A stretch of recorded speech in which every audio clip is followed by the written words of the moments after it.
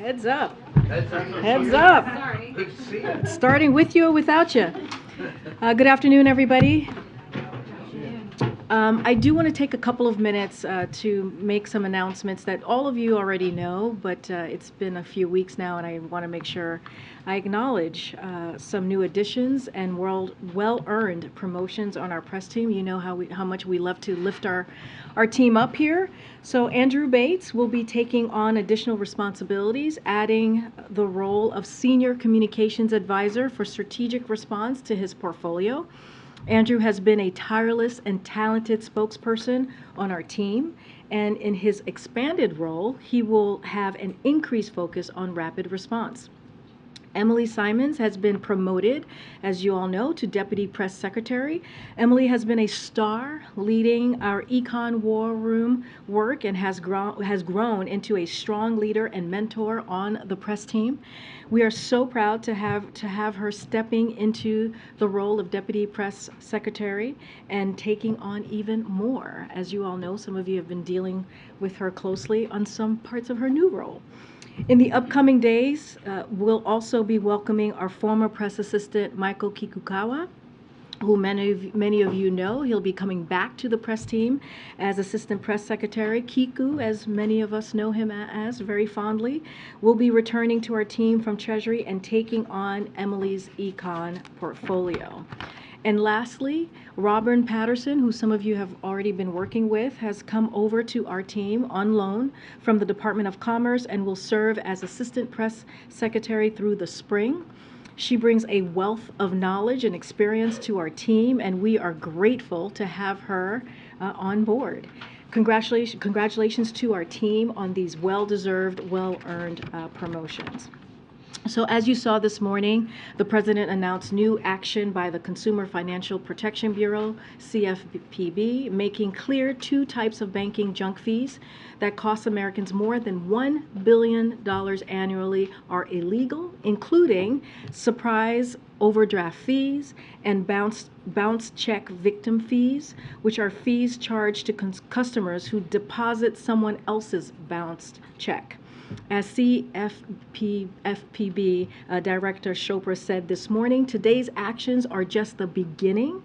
His team is working on future rules and guidance that would take on credit card and other banking fees. The President also highlighted recent actions by the FTC to crack down on unfair and deceptive fees across industries, such as charging consumer fees they never agreed to, or charging mandatory fees with little or no added value, like hotel resort fees or event ticket processing fees.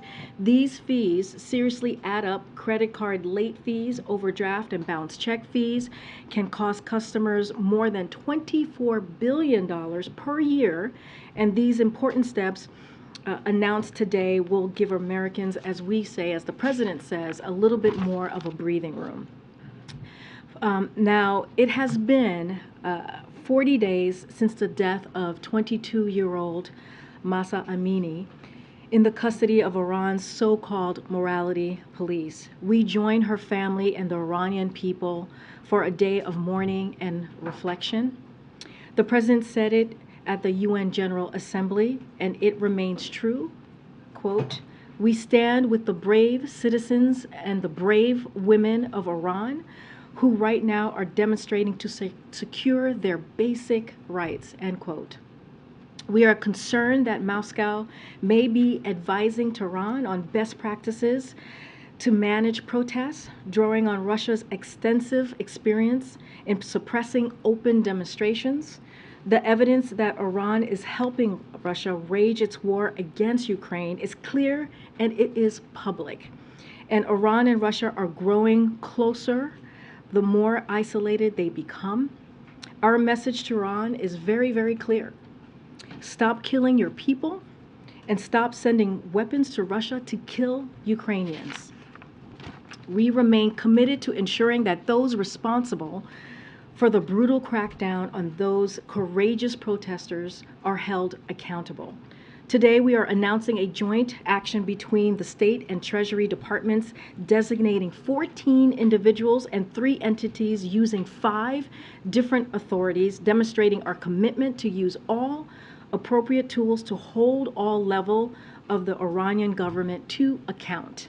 Specifically, we are designating Iranian government officials who hold leadership positions within Iran's police and prison systems and who are responsible for or complicit in serious human rights abuses. We are designating the governor of the province of Sistan and Balochistan for his role in overseeing the violent response by security forces against peaceful protesters. We are designating individuals who are actively serve as commanders in the IRGC for their brutal response to protesters. And we are designating 2 entities involved in censorship, surveillance, and malicious cyber activity against the Iranian people. The United States stands with Iranian women and with all the citizens of Iran who are inspiring the world with their bravery. We will continue taking action to impose costs on those who commit violence against peaceful protesters or otherwise seek to suppress their very, very basic rights. And with that, I will turn it over to my NSC colleague, John Kirby, who's here to take a few questions. No problem.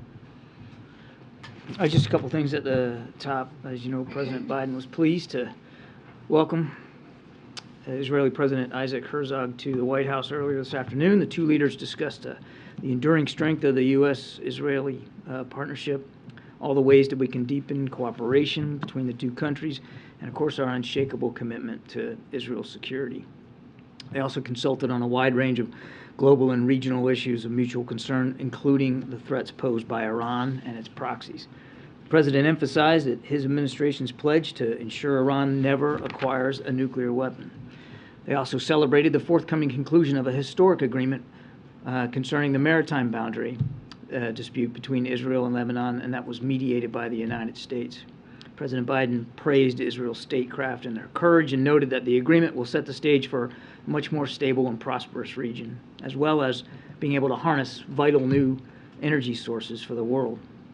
The President also made clear his commitment to advance peace and stability in the Middle East and highlighted U.S. support for Israel's further regional integration into the Arab world. He emphasized the importance of taking steps to de-escalate the security situation in the West Bank and underscored that a negotiated 2-state solution remains the best avenue to achieve a lasting peace.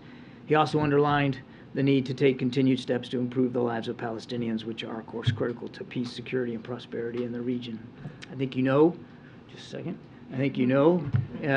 he's meeting with senior defense leaders right now. This is part of a semi-annual senior leaders conference that the Pentagon hosts twice a year, bringing together all the commanders of the 11 combatant commands as well as the leadership, both civilian and military, of each of the 6 branches of service.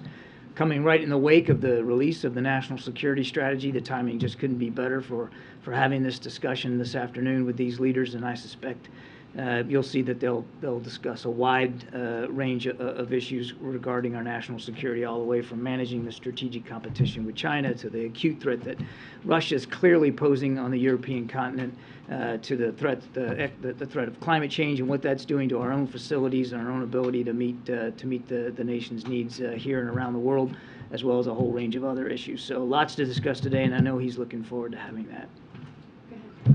Thanks, John. Karine. Hoping you might be able to provide a little bit more context and evidence to back up Karine's allegation before that Moscow may be supporting Iran's crackdown on its civilian population. What expertise does the U.S. believe Moscow is providing, and what evidence do you have to back up that? I'm not going to get into too much of the sources of the information here at the podium.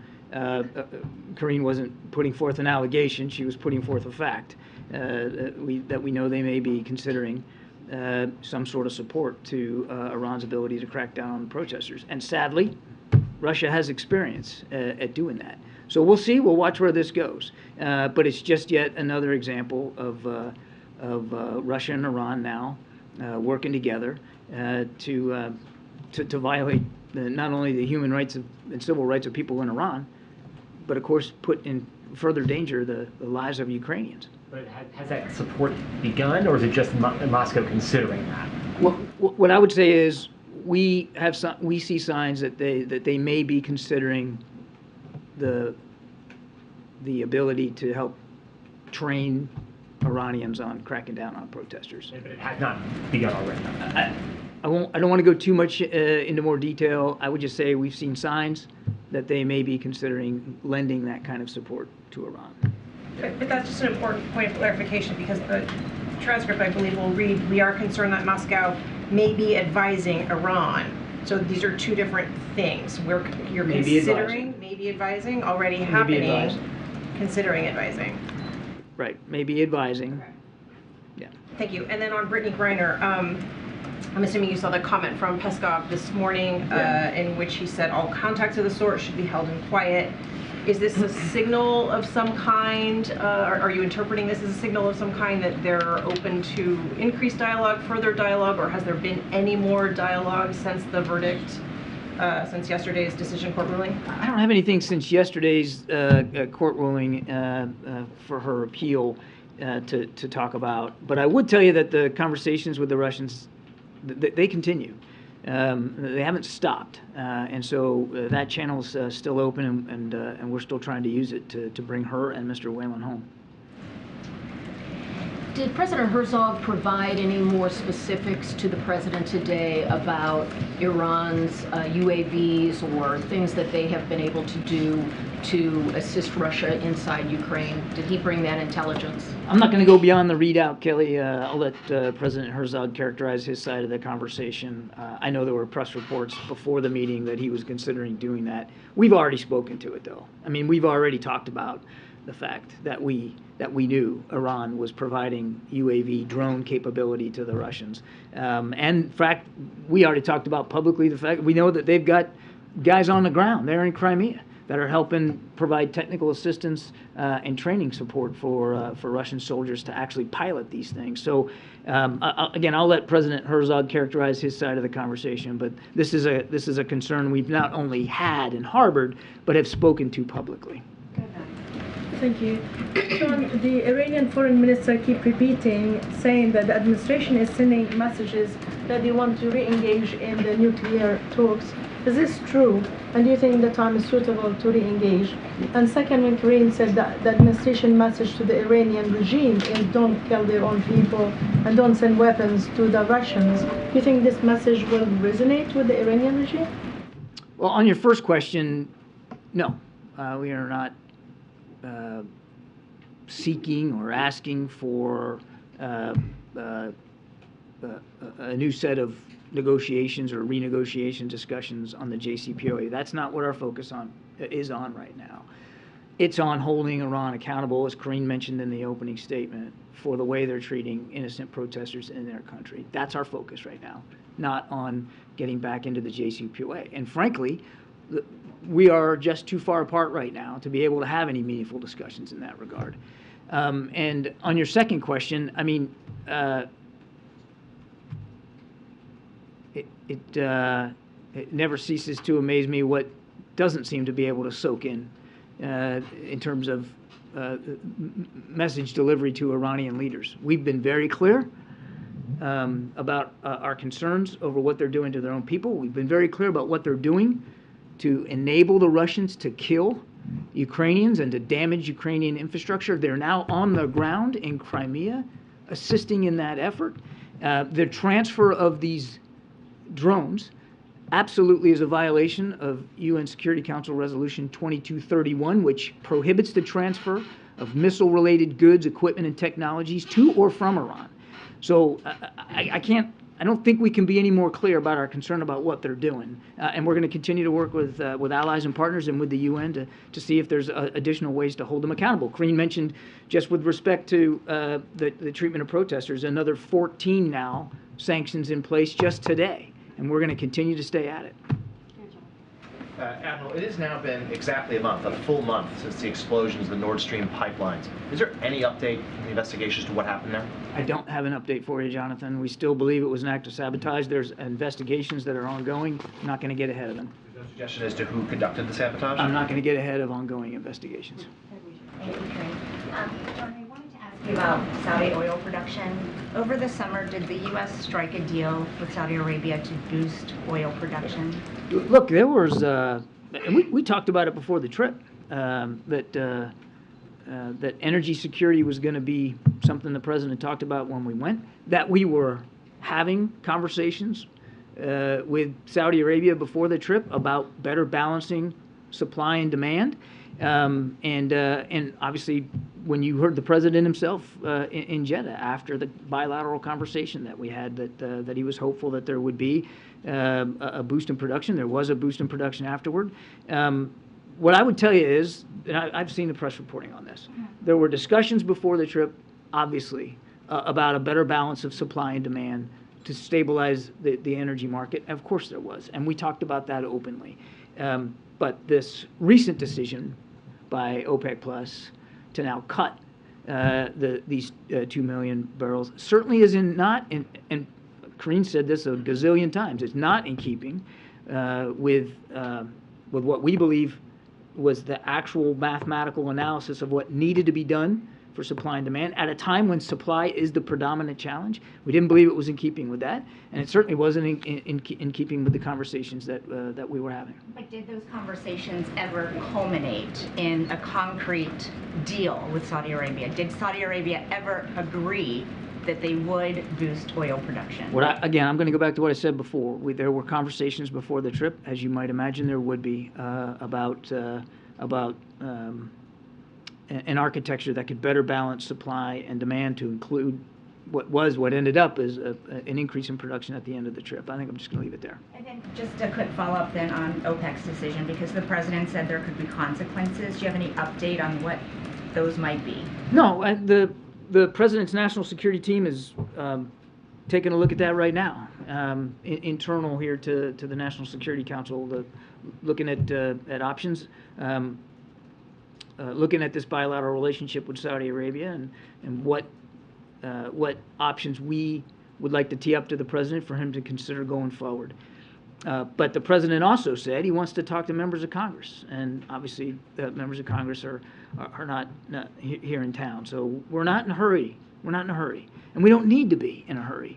But clearly the president believes that we need to make sure this bilateral relationship, quite frankly, like every bilateral relationship we have with friends, partners, and allies, is suited to the national interests of the United States of America and to the security interests of the American people, and that's what he's going to stay focused on. But no, I don't have a specific update for you. Staying on that topic, the Saudi energy minister said yesterday that when it comes to this conversation, his country is taking the mature route. He said that at the conference known as Davos on the Desert, on the global stage, with one of the world's leading financiers. You saw it. So what do you make of the implication then that the U.S. is acting immature? I obviously refute that, of course. This isn't look, this isn't, it's not like some high school romance here. We're talking about a significant, important bilateral relationship, a partnership that has survived over 80 years, an important partnership, a strategic partnership. We said that even before the trip. And I don't think talking about it in terms like that necessarily lends the gravity of how important this relationship is to the way that we're considering it. The decision was regretful. It was, as the president said, a mistake to make that cut. It was certainly not in keeping with our analysis of what needed to be done to help better balance supply and demand on the market. Now, look, we have not seen the decision itself result in an increase in oil prices. In fact, oil prices continue to come down. They're down like 30% right now from June. And, of course, prices at the pump here in the United States are down about $1.20 since about that same time frame. So we haven't seen a radical effect here on prices, but that doesn't mean that we're all of a sudden happy about the decision. At a time, as I mentioned before, when supply on the market is the predominant challenge, we felt that this was short-sighted. And again, we're gonna obviously take a look at the relationship going forward, and I can assure you that whatever this relationship looks like at the end of that process, it's going to be how we get there is going to be done in a very deliberate, measured way, keeping in mind our national security interest and those of the American people, the American troops and the American citizens that live over there, 70,000 of them in Saudi Arabia, as well as the strategic partnership that we have had for 8 decades with Saudi Arabia. All that will be factored in. If I could ask a question on a completely separate matter. On word yesterday from the president that the U.S. has been in constant contact with Russia, the parents of Austin Tice, the reporter who's been missing for 10 years in Syria, reached out to CBS News. They asked this question, which I'll pose to you. Why has Jake Sullivan not followed the president's directive of May 2nd to get a meeting with the Syrians? I'm not going to get into Jake's individual schedule. What I will tell you, first of all, obviously, our thoughts and prayers continue to go out to the Tice family, and obviously we want to see Austin home. No doubt about that. And we continue to work this very, very hard. I don't have anything on Jake's schedule to talk about, but I can assure you that the national security team is still focused on this. We believe live, John? We're still focused on Mr. Tice. John, the Saudis took a veiled shot at the administration for selling the country's emergency oil reserves and said that that decision may become a painful one in the next few months. Is there any indication that they plan to further cut production? I'd have to refer you to them, Jackie. I don't have insight into what what their future decisions will or won't be. What we did propose that they not make a decision right now and wait until the next scheduled meeting, which was very early next month. So we'll see what they end up doing at this next meeting. Do you feel that the administration has sufficient insight into what foreign governments are going to do, given the reporting that the U.S. thought that there was a deal to boost production through the end of the year, that the decision from the Saudis and OPEC Plus came as a surprise and caused a bit of a meltdown in the West Wing, and your answer just now saying that don't have insight into what they might be doing, is that at all a failure of our diplomacy or foreign policy? No, I mean there's a lot there. First of all, we didn't have a meltdown. Secondly, while we can't predict perfectly what OPEC Plus is going to decide to do, we're not part of that cartel. It's not like we don't have ongoing discussions with the Saudis and with other members of OPEC. We do, and we try to get the best information we can. Obviously, they have to make the decisions that they're going to make. So we'll see where they go on this next meeting. What I can speak to is President Biden's priorities, and that's making sure that we continue to keep the price going down and to reduce the pain at the pump for the American people, and to try to do what we can in a measured, deliberate way to help better balance supply and demand inside the global market. And it is a global market, and I think that sometimes gets forgotten.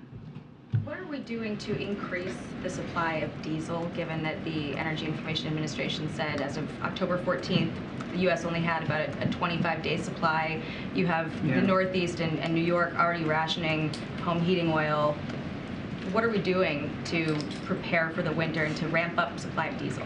I'll take the question on the diesel because I just don't have the data on that in front of me. So let me take that and we'll get back to you on that. But writ large, the president has been working very, very hard to make sure that we're that not only are we ready for fluctuations that could come, and of course the prices are going down, and we think that's important, but that we are also doing what we can to help our European friends and partners who are also going to be facing a long, cold winter. We have doubled our commitment. The commitment he made in March for natural gas exports to Europe, we've doubled that commitment in terms of actual, getting things over there, getting natural gas over there.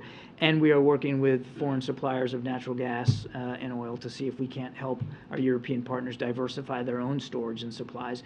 Many of them are, in fact, building up their storage capability here for the winter. Some are farther along than others, and we're working closely with them bilaterally and multilaterally to see what we can do to help that. But I will owe you a question on the diesel. Jeremy and then Chuck. Hey, Don. On the dirty bomb allegations that Moscow is making, I'm wondering if you can walk us through some of the potential scenarios that the U.S. sees here.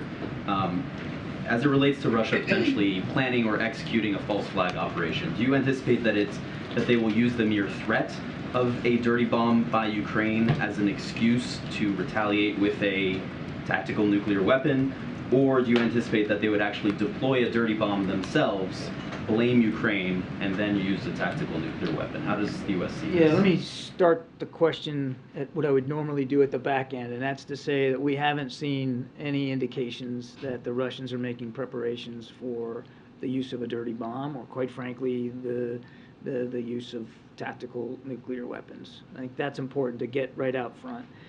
It is a common Russian play for them to blame others for what they are doing themselves or about to do themselves, which is why we took it very seriously when the Russian defense minister called the Secretary of Defense and said that they had information that the Ukrainians were fixing to use a dirty bomb.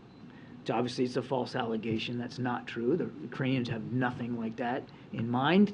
They have no intention to do that. So that's why we take it seriously. Now, the question you're asking is, are they just using the threat of it, or are they actually doing it? Again, we've not seen any indications that they're making any preps to do that. I wish I could get inside the Russian mindset here and tell you exactly what they're thinking with respect to why they put this out there. I can't do that. All I can do is tell you we took it seriously. We've spoken about it publicly. We're monitoring it as best we can, and we're going to make sure that we can continue to do what we have to do to help Ukraine defend itself. So are you preparing for both of those scenarios? We are making sure that Ukraine can defend itself against a range of threats that the Russians are posing inside Ukraine, and I think I'm going to leave it there. And lastly, you've made clear that Russia using a tactical nuclear weapon would be crossing a very significant line. Do you view the use of a dirty bomb as crossing that same line? The use of a dirty bomb would cause significant casualties depending on the size of it, and certainly follow-on casualties as well from radiation exposure. I'm not going to classify it one way or the other, except to say that it would be yet another example of Russia's brutality on the Ukrainian people, another level of atrocity. If they were to do it, that would have to be dealt with and properly, and they would have to be properly held accountable for it. Chairman, then we'll go to that. Does the White House agree with President Zelensky's comments this week that Israel needs to step up its support for Ukraine and specifically to provide air defenses? That's for the Israelis to decide. There's more than 50 some odd nations that are providing some measure of assistance to Ukraine, most of it in the security realm, weapons, non-lethal, money. That Secretary Austin holds the Ukraine contact group meeting now. I think he's had 6 or 7 of them. And here's the thing about it. Every nation that comes to that meeting, they do it on their own terms, and they decide for themselves what they're willing to provide to Ukraine. So not long ago, we were all talking about Germany because there were issues about what Germany was doing or not doing, and Germany has evolved its own contributions over time. We have evolved our contributions over time. I mean, when the war first started, we were all talking about Javelin anti-tank missiles and Stingers, right? Now we're talking about advanced rocket systems and howitzers and air defense capabilities that they clearly need. So the war changes, the capabilities change with it. And every nation state that's providing support to Ukraine, they got to do it on their own terms because they have their own national security concerns they have to look after too. So we're not cajoling, we're not arm twisting, we're not poking. We are asking, and we're holding these Ukraine contact group meetings to provide a venue and a vehicle for our nations to come forward and contribute. But they got to do it on their own. And look, the relationship with, as you saw today, with Israel is very, very strong, unshakable, as we like to say. And we respect that Israel has to make these decisions for themselves. And just to follow up on that, I mean, the U.S. has put billions of dollars into Iron Dome. Do you think that technology that the U.S. has significantly funded should be used in Ukraine? That is going to have to be a decision for the Israeli leaders to make. But for our part, we're going to continue to, we have provided air defense capabilities to the Ukrainians since the beginning of the conflict. We are continuing to do that. We'll continue to look at other capabilities that they might be able to use. And it doesn't just have to be systems coming from the United States or even systems that the United States help fund. It could be air defense capabilities that other nations have that the Ukrainians are more familiar with. They're better trained on. They have the tech support to support them. So we're going to work across across the board. And just finally on Israel, do you agree with Senator Robert Menendez that the inclusion of far-right lawmakers in a governing coalition in Israel would threaten U.S. ties and threaten peace in the Middle East? The kind of government that the Israeli people put in place is up to them. It's a democracy. They get to decide that. We're confident in this bilateral relationship and the strength of it. We're confident that no matter who the Israeli people elect, that we're going to be able to work with them going forward, because there's an awful lot of shared challenges. Thank you, Karine. Thanks, John. I want to follow up on Trevor's question in regards to Ukraine's request for Israeli air defense system. So I guess I just want more detail. Does the president understand? I'm sure you do. Does the president understand that Israel cannot poke Russia too much, considering its security interest in Syria? Or, I mean, you said there was no arm twisting, but was there even a conversation about asking President Herzog or asking Israel to reconsider about supplying these air defense systems? I'm going to leave the conversation to the readout and what you heard the president say today. We are not taking a position where we're trying to put a guilt trip on a country to contribute a specific capability to Ukraine. We are talking, and they talked today about Ukraine, of course. We're talking to countries all around the world about what we can collectively do to support Ukraine, and certainly what they're willing to do to support Ukraine, but it's got to be their decision. And a follow-up on the drones, the Iranian drones to Russia. You've mentioned that it violates UN Security Council, but does the administration believe that Iran, by doing these transfers, is committing or at least complicit in war crimes or violating international law? There's we as well as some of our partners at the UN have called for an investigation into this exact issue. So I'm not going to get ahead of that. We do think it should be investigated.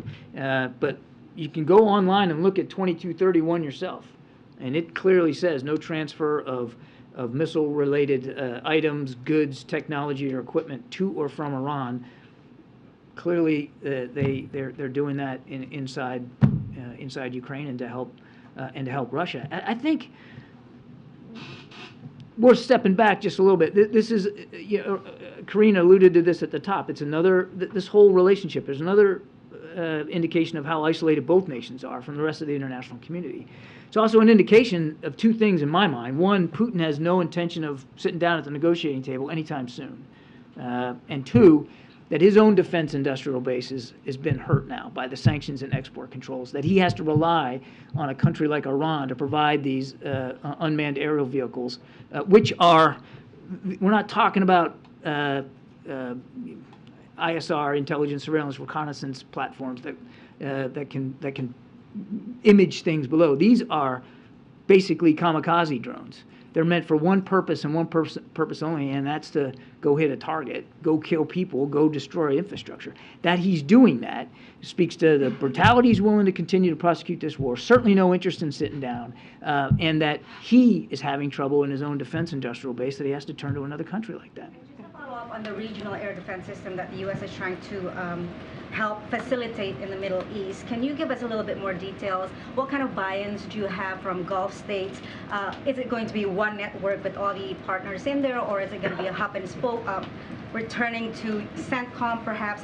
And whether the latest decision by OPEC Plus and the rising tensions between the U.S. and Saudi might complicate this effort. I'm sorry, was this about integrated air and missile defense? No, we still believe that that's an important capability that we'd like to pursue. It was on the agenda when the president went to the Middle East in July. It's still on our agenda of things to explore.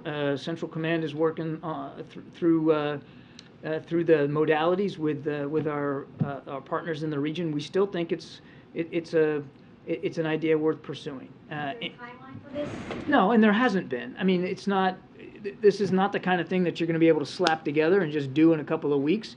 Integrated air and missile defense means netting together a series of sensors as well as kinetic capabilities, interceptors, missiles, and the launchers that put them up into the air, netting all of them together in a coordinated way so that everybody shares the benefit of the missile defense capabilities of your neighbor. And given the fact that Iran's ballistic missile program continues to improve and grow, we still believe there's a lot of merit in that idea.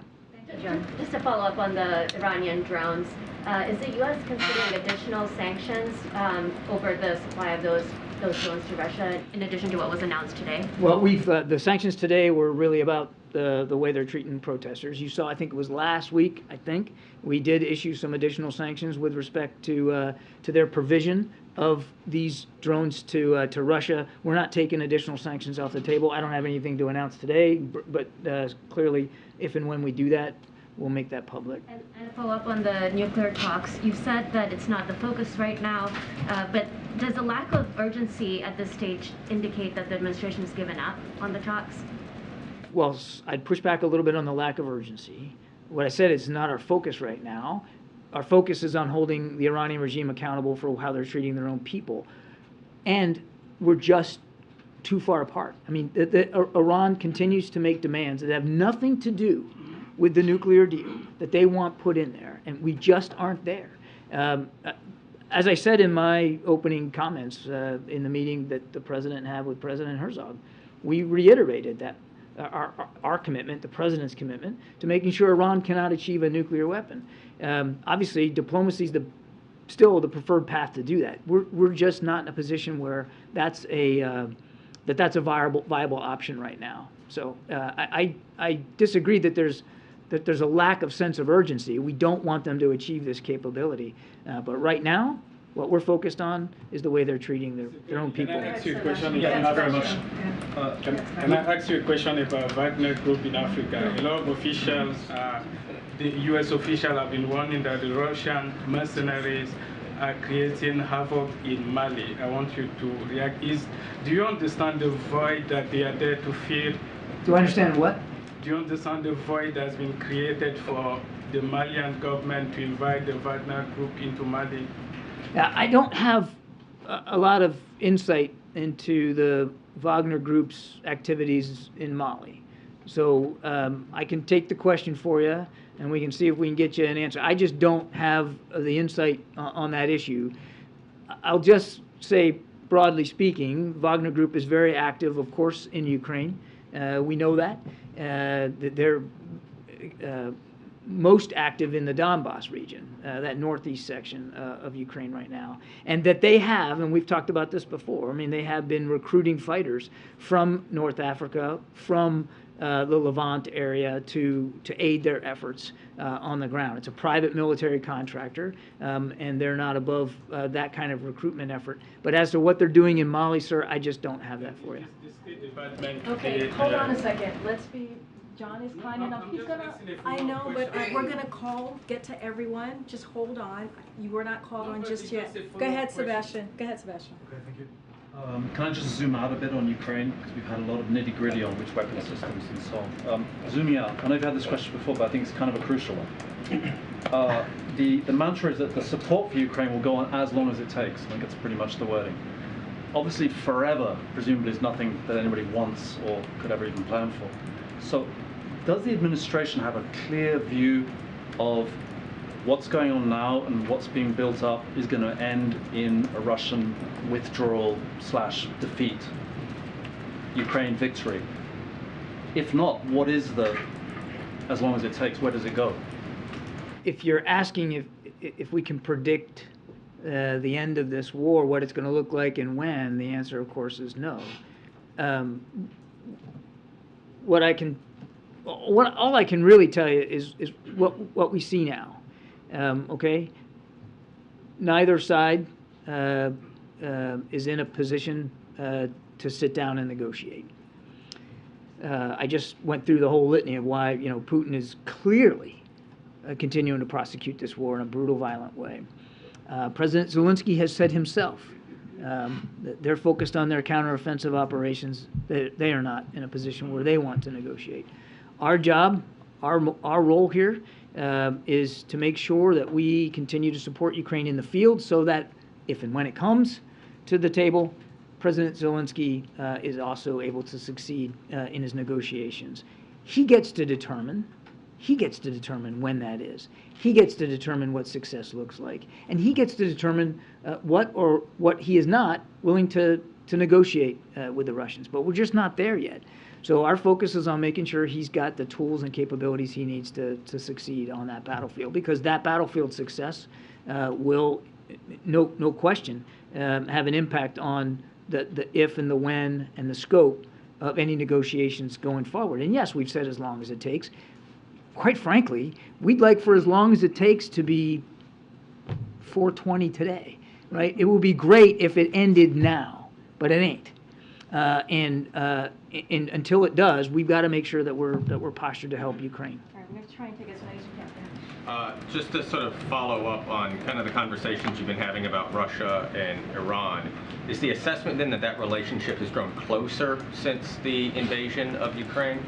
I think it's hard to argue that it hasn't, at least from a tangible perspective, in terms of the transactional nature of this, it's hard to argue that it hasn't grown closer. Thank you, John. Two questions. First of all, regarding the, God forbid, deployment of a dirty bomb against Ukraine, I'm sure the administration would hold Russia accountable, except Russia's not going to own up to it. They've been fighting this proxy war since 2014. Most of the attacks taking place in the Donbass, Russia was like, hey, it's got nothing to do with us. Same with the attack on the Nord Stream pipeline. If we don't know who is behind the attack, how are we able to hold anybody accountable? First of all, there hasn't been one, and we don't want to see one. All I can tell you, and that's a very hypothetical question. All I can tell you is we're monitoring this as best we can. We know that the Ukrainians are not planning, are not thinking, are not preparing for the use of a dirty bomb. We know it's a part of the Russian playbook, again, as I said to Jeremy, to blame others for that which you're going to do yourself, which is what gives us concern. We're going to watch this as best we can.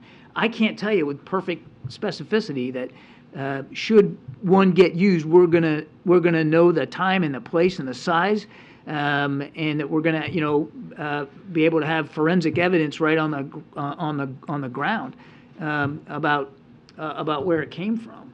But we're going to treat it seriously, and we're obviously to the degree Russia needs to be held to account for that kind of activity, we'll do that. You think the Ukrainians are not preparing for that right now? That's right. Okay, my second question is, has the administration been tracking the UN's inquiry into, UN Commission inquiry into Israel's little war with Gaza last year, and the condemnation that went only against Israel, not against Hamas? And is that something you're prepared to comment on? I don't have a comment for you on that today. All right, Brian Toulouse, and John is kind enough to stay a little bit longer. We're going to move the 4:30 backgrounder, so folks can... Thanks, Karine. Thanks, John. Just to follow up to last week when we spoke, on Ukraine and the dirty bomb, we both know those things can be very hard to detect if it's brought to the front. How confident are we that, or how confident is the DoD, how confident are you that hasn't happened, and are there additional preparations to be made to ensure that it doesn't happen? I'm confident that we're monitoring this as best we can, and I say as best we can on purpose, because it's not perfect. We don't have perfect visibility into everything that might be done or have to be done if one were going to actually use a dirty bomb. And just to make clear, it's a conventional explosive device using radioactive material to use the explosive device to spread that. And a lot of it would depend, on size and how much preparation was put into it, if in fact it was used. So we're watching this as best we can, and all I can tell you with confidence is we don't see any indications that there's preparations for use. We certainly know the Ukrainians aren't going to go down that path. We've seen nothing that would tell us that the Russians are, at this point, preparing to do that at this time. And then a quick follow-up to yesterday's withdrawal of the letter from progressives of the Democratic Party requesting a change in the status of our relationship with Ukraine. For our allies, there have been reports that that our allies are a little concerned about our commitment to Ukraine because of that statement. Can you just state categorically that the U.S. has not changed it and won't change its attitude, or can you make that statement? I can say not only have we not changed our approach to Ukraine, but we haven't seen any diminution or any concern expressed by our allies and partners either over the press reporting on this letter. These Democrats, as you know, they pulled the letter back. I'll let them speak to their decision making, but we have enjoyed and continue to enjoy terrific bipartisan support for our approach to Ukraine and the kinds of security assistance that we're providing. And we're going to need that support going forward. The President's not worried about that. Thank you. Thanks, Karine. Thanks, John. I'm going to try to keep this to one question. Thank you. We'll see. Is that a problem for him? Actually, he's for most of It may depend on your answer. We'll see.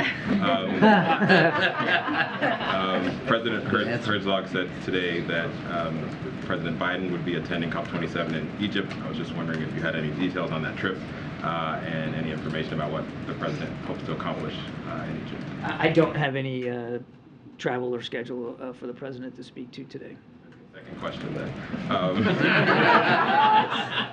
On the U.S.-Saudi relation review, you said there's no hurry, that this could take a while. The President can take his time to do this review correctly. Obviously, there's some things that have happened between the announcement of this review and today, and obviously more things could happen. Yesterday, we heard about how it was noteworthy that the Saudis had voted against Russia at the UN and had provided millions of dollars for Ukraine. Today, you said it wasn't so great that the Saudis were talking about who's mature and not mature in the relationship. You talked about the upcoming. Yeah, I don't think that was helpful dialogue. No. So my question is sort of, are there things that the U.S. is looking for the Saudis to do between now and the completion of this review to shape the way and the direction of the review? Are there things that the Saudis could do to shape the direction of the ultimate? We haven't given them like a to-do list. I mean, that's not the way a strategic partner acts with another partner. Not at all. I think Karine did talk about yesterday their vote at the UN, and they have contributed now, or agreed to commit hundreds of millions of dollars to Ukraine. All that's welcome. As I said to the question I got on Israel, these are national decisions and sovereign decisions, and we respect them all, and we certainly respect the ones that the Saudis have taken recently. But no, we're not. It's not like we have a laundry list of things that they have to do or that we're asking them to do. I want to go back to what I said before, at the risk of sounding redundant. It is a strategic partnership, and it has been for 80 years. Nobody's talking about rupturing it. It's an important partnership that bears fruit in the region on many different levels: counterterrorism, climate change. I mean, there's a lot there. But we believe that in light of the decision, that we want to make sure this relationship going forward is obviously serving the national interests of the American people as best it can, and we'll get there. And as I said earlier, it's not going to be rushed. It's not going to be done in a careless way. We'll look at this very, very deliberately over time, and in consultation with members of Congress. But no, there's not a list. Three more, and then we'll let John go. Thank you, Karine. So I've got a question about Saudi Arabia and a question about China. On Saudi Arabia, U.S. citizen Saad al-Mahdi, who's imprisoned for a series of tweets he sent, his son told me that President Biden, quote, sold my father for oil by prioritizing gas prices over his release. Do you have a response to that? And on China, this is a very simple question, but it's an enduring point of uncertainty. Does the president's son still co-own a company with China's government? And if not, can you provide some basic transparency about who bought that stake and for how much money? I don't have anything for you on your second question, but let me address your first. First of all, we understand the angst that the family's going through. We appreciate that. We respect that. And we know that they'd love nothing more than to have him back. I think this was the son who said this, his father. We know and, again, respect the the pain and the anguish that they're going through. And we never lose sight of the pain that families are feeling here back home, or the trials and tribulations of people that are wrongfully detained elsewhere around the world. It's something we're constantly focusing on. So I would just say to that family, again, we respect and understand and sympathize with the anguish. We continue to work on these cases all around the world as much as we can. I don't have I would refer you to the State Department for the characterization of this particular case. But it's not just wrongfully detained Americans. We are concerned about all Americans that that are held overseas against their will, whether it's technically wrongfully detained or not. I'm not going to get into this specific case. I would just say to the quote that you read from this individual, we appreciate and respect the anguish that the family's going through. It's never far from our minds, and we work as hard as we can to get these cases resolved. Publicly mentioning this, he of course did not mention it publicly when he went to Saudi Arabia in July. I don't. I mean, he did bring up issues of human rights. It was like the first thing that he brought up in the bilateral discussion. I won't get beyond that in terms of talking about specific cases, but I don't have any additional official statements by the president to announce or speak to right now. All right, Stephen, we gotta go. Thank you, Thank you. Karine. Which one? The young man next to you. Thank you. President Biden just met with the Israeli president. I have a question on the killing of Al Jazeera journalist Shireen Abu Akleh. The U.S. Security Coordinator's report was not an investigation. It was based on the Israeli investigation, the PA's investigation. There was a ballistics analysis done that was inconclusive. None of the key eyewitnesses have even been interviewed. Why has the U.S. not conducted an independent investigation into the killing of an American citizen? We've said from the very beginning that we wanted her death fully, completely, transparently investigated, and you saw that the Israeli government came out and acknowledged that she was killed from a shot fired from an Israeli Defense Force position, and that in their investigation it wasn't a specific targeting of a journalist. So we also have been in touch with the Palestinians about this as well. But we said from the very beginning that we wanted it fully, transparently investigated. We recognize that the Israelis did conduct a thorough investigation, and they made it public. Do you characterize it as a thorough investigation when no key eyewitnesses have been interviewed, and there's clear video evidence that contradicts the central claim in the killing of a U.S. citizen? Well, again, we continue to mourn with the family, and this obviously should not have happened. But I'm not going to speak any more about the investigation that's been completed. Last question. Thanks, Karine. Thanks, John. So on the review, the Saudi relationship review, it partly is because we were told that it helps Russia. The production cut helps Russia. Why is the same result, or why is the same review not happening with China, which has helped buy more Russian oil, 50% more, and helping prop up the Russian economy? Well, we have been very public about our concerns over people purchasing Russian oil, and we've called the Chinese out for this as a major consumer of Russian oil because it does help keep the price higher than what we want.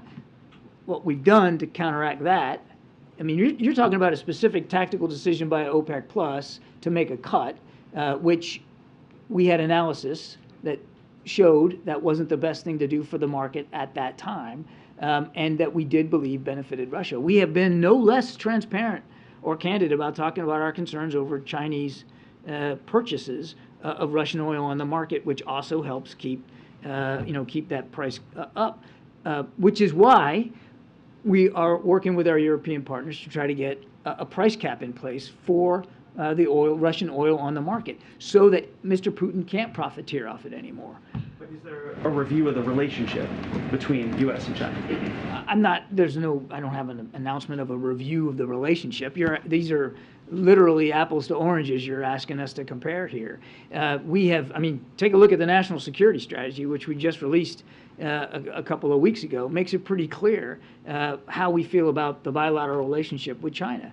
It's a strategic competition, a competition that the president believes the United States can win, and they're also present specific threats and challenges in the Indo-Pacific region that we have to make sure that we're ready for, and we're not bashful about talking about this very complex relationship with China. There are things that we believe we can and should cooperate with them on. Climate change is a good one, and they're the ones that pulled back the bilateral discussions that we were having at a working level on climate. They're the ones that pulled back on some of the military bilateral working level conferences and forums that we had.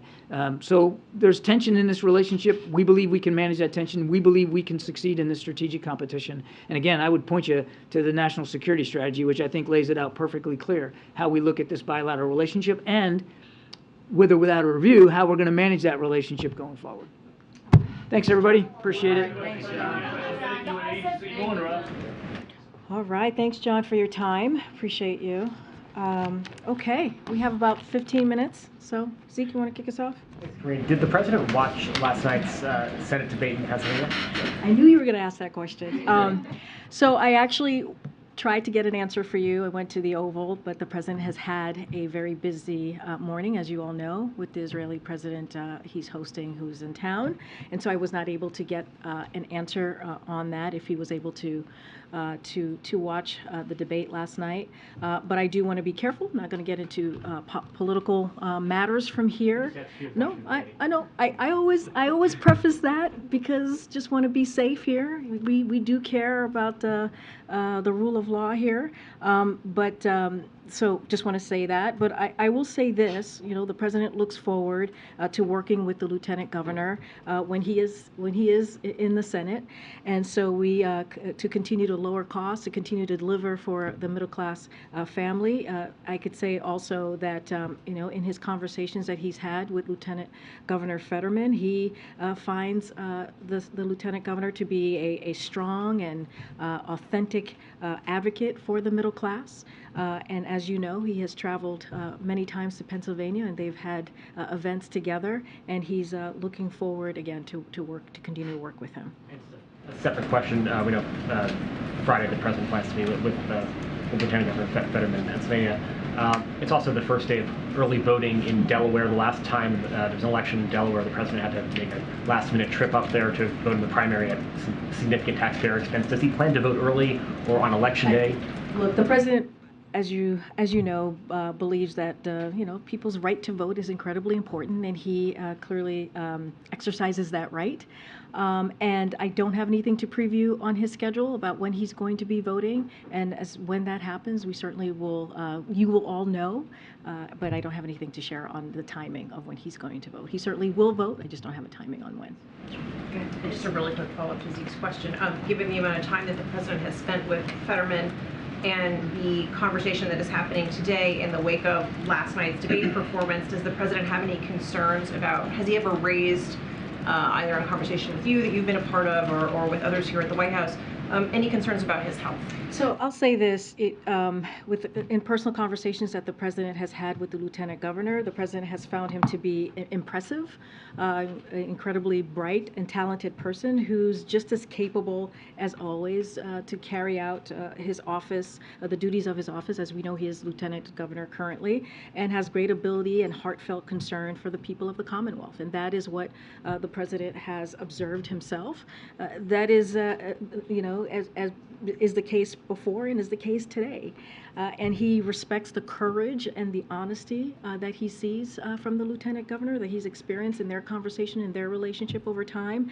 And we have of course, as relates to your question about his health, seen the same comments from independent medical experts that you all have noted, and that the improving symptoms he has have to do with the speech and hearing, not all with cognitive function. So again, he thinks that he looks forward to working with the lieutenant governor in the future, and sees him as an authentic individual who is fighting every day for the middle class, and finds him incredibly impressive.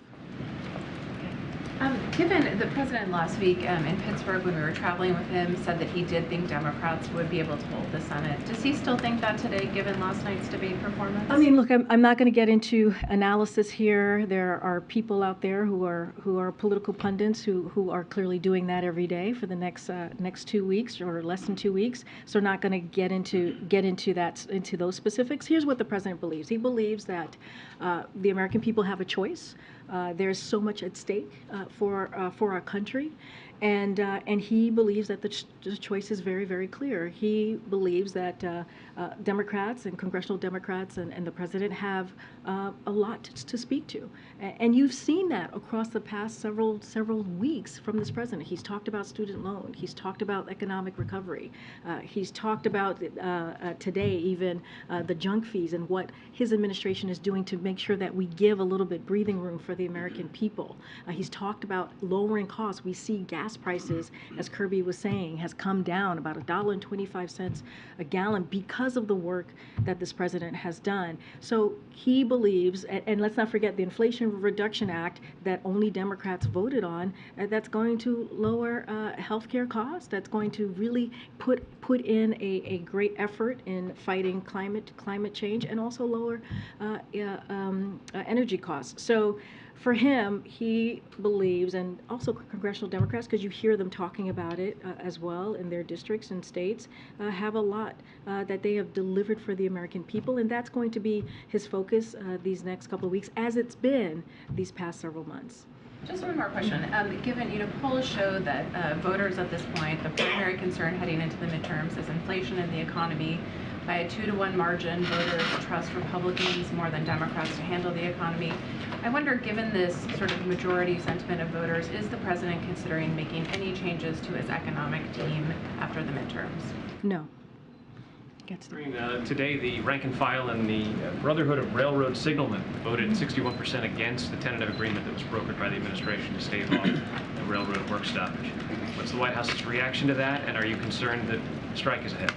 So a couple of things. I do want to give a little bit of a laydown of what we think here. The unions that have not ratified and the railroad employers have agreed to a cooling off period that extends well into November, giving them adequate time to continue their work and ensuring that our economy is under no immediate threat.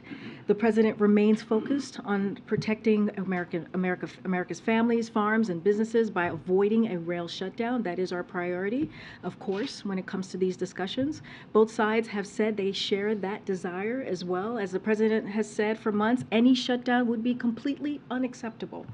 It is the responsibility of the parties involved to resolve this issue, and any idea that kicking this to Congress will result in a quick or favorable outcome is deeply misguided. That is our view from here.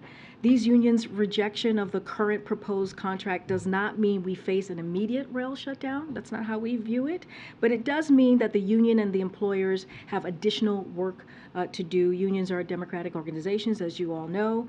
We stand ready, as we did earlier this year, to support the parties in their efforts. We continue to urge both sides to work in good faith and avoid even the threat of a shutdown. We remain laser focused, as before, on taking any appropriate steps to ensure that our America's rail system keeps moving, so our families don't have to suffer from this. Just a real quick follow-up. This is now the second union to have the rank and file reject the tentative agreement. Is the president himself going to get more directly involved in this?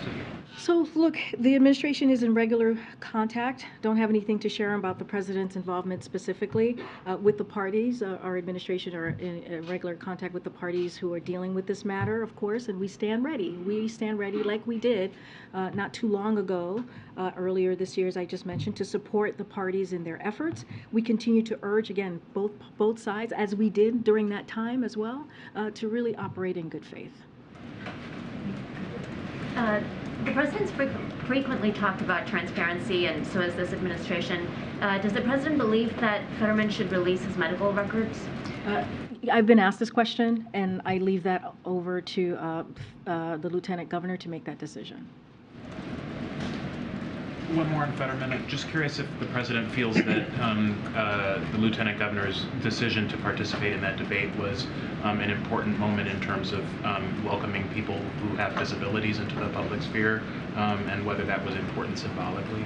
Look, the president, as I said, is very impressive by his courage and that he sees from the lieutenant governor. I'm not going to get into any analysis of if he should have or should have not, but clearly, when you are in those positions, when you are a lieutenant governor, you are also a leader and on many levels. And so again, we are impressed by his courage. We are impressed by what he's been able to accomplish these past several months, and the president will continue to work with him down the road. Thanks, Karine. I wanted to ask you about Leader McCarthy's comments that a Republican majority would not write a blank check as it relates to Ukraine aid. My colleagues are reporting that McCarthy has been reassuring Republican lawmakers that his comments about Ukraine aid, that he wasn't planning to abandon Ukraine aid and that he was simply calling for more oversight of federal dollars. I'm wondering if the administration accepts that interpretation, or if you have any comment on it, and also whether McCarthy or his office have reached out, or if you've had any conversation with them about the future of Ukraine aid. So I'm just going to repeat what the president said when he was asked this question, because I think he touched to the question that you're asking me. He said he understands why people have concerns. The cost to support Ukraine is great, but also we have to understand that because of our support for Ukraine, it is a lot bigger than just Ukraine, right? We're talking about a democracy. We're talking about Ukrainians who are fighting for their freedom. We're talking about an unprovoked war that was started by President Putin. And we all understand that. Our partners, our allies understand that, and congressional members understand that too. Because remember, the support that we have seen has indeed been bipartisan. And just to continue what the president had said, he said it's about supporting NATO and all of Europe. It's about making sure that Putin is not able to succeed through his brutal actions. And our support for Ukraine will remain strong until the end of this war. So we are committed to supporting Ukraine during this time, and we are impressed by their bravery, and we're going to do everything that we can to continue to give them that assistance. Just given the significant possibility that Republicans will retake a majority in the House, have there not been any conversations between the White House and Leader McCarthy's office about the future of Ukraine aid in the wake of those comments? So I'll say this, I don't want to get too much into hypotheticals from here, but I'll say that we have kept that line of communication open throughout these past several months with congressional members. Remember, this is a bipartisan effort, and we appreciate the bipartisan effort, and that's what we will continue to work towards. Go ahead, Kelly. Was the White House in any way surprised by the performance of the lieutenant governor in the debate? I know that people here, including not just the president, but others have been in touch with him. But was there any surprise in terms of how he performed, given the auditory processing, given the high profile of the evening and that sort of thing? Was it a surprise to the White House at all? So look, it's been a busy day. As you know, you guys have been watching the president. He gave a speech on junk fees, which is going to be incredibly important to the American people, saving American people $24 billion. So that was something that he was certainly focused on. The Israeli president is here, who he's hosting, as you all know. So it's not a conversation that we are currently having here internally. But I will remind you that the president was just with Lieutenant Governor just last week, I think a week from today, when we were in Pittsburgh, and the president talked about the bipartisan infrastructure legislation, how it was able to really help to rebuild the Fern Hollow Bridge, as we remember back in January, fell, really just collapsed, and thank goodness no one was severely hurt. And because of the work that this president has done, we're able to rebuild that bridge in a year's time. And so, or just under a year to be exact. So that's kind of our focus. Our focus is how we're going to continue to do the work that we have been doing for the past several months. Again, the president, in his personal conversations with Lieutenant Governor, he finds him to be an authentic, really brave individual. Do you need to have any additional captioning service or anything like that to help facilitate that conversation? Well, with you the guys, president? I mean, you guys saw him. I think some of your colleagues were there when we went to Philadelphia to the fundraiser, and so your colleagues were there, and so they could speak to that themselves. And so, you know, I'm not gonna get into what he shouldn't do, not do, medical. That's not my place to do. That is for the Lieutenant Governor to answer on his own for himself. But again, the president looks forward to working with him down the road. On student loans, I was wondering, is the White House making any preparations for the possibility that the Court of Appeals could block President Biden's student loan debt forgiveness? So right now, as you know, I've talked about this a few times. When we look at what has occurred with the court, it is a temporary court order, as you all know, and I've talked about this earlier. The Eighth Circuit's temporary order does not prevent borrowers from applying for student debt relief at studentaid.gov, so people should go there, studentaid.gov again, and we encourage eligible borrowers to join the millions of Americans who have already applied. But the order doesn't prevent the Department of Education from reviewing these applications and preparing them for transmission to loan services. It is also important to note that the order does not reverse lower court's dismissal of the case or suggest that the case has merit at all. So it merely prevents debt from being discharged until the court makes a decision. So we will continue to move full speed ahead. We understand how important the president's policy is because again, it's going to give families a little bit of breathing room. And let's not forget, it's going to help 90% of the borrowers that it's going to help are going to be folks who make less than $75,000. So we're going to move full speed ahead in the process, getting prepared. Again, it's a temporary order. Okay. Thanks. I'd like to follow up on something you were asked Monday about presidential press conferences. It's been since January since the president has held a press conference here at the White House. Is this administration at all concerned that the scarcity of press conferences by this president has in any way led to some of the misinformation that has been out in the public? And can we please get him in here? I mean, look, I understand the question. You guys have to ask the question about press conferences, duly noted. And so we, again, appreciate the question. But the president took questions. He literally took questions while he was getting a needle in his arm yesterday in getting the new vaccine. So he certainly takes questions from all of you.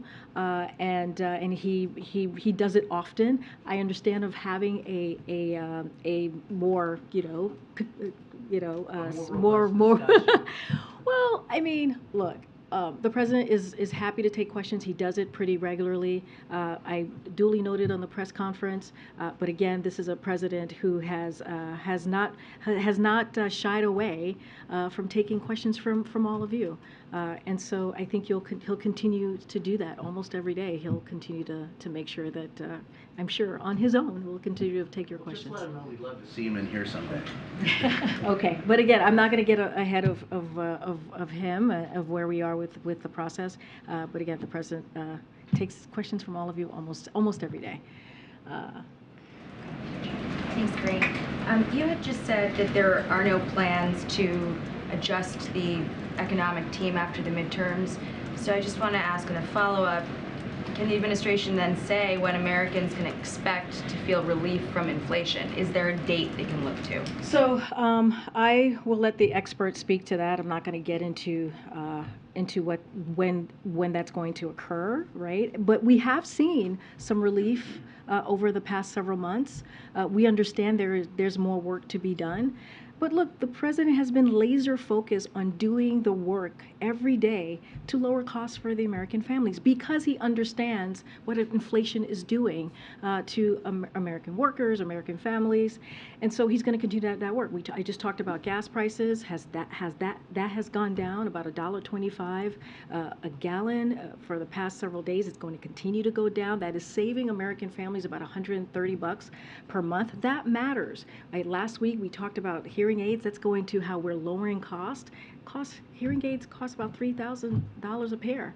What the president did last week is going to help, tens of millions of Americans, and that matters. The junk fees going to give Americans a little bit more breathing room. So look, we understand that there's more work to do. We understand that families are being squeezed by what's happening currently with inflation.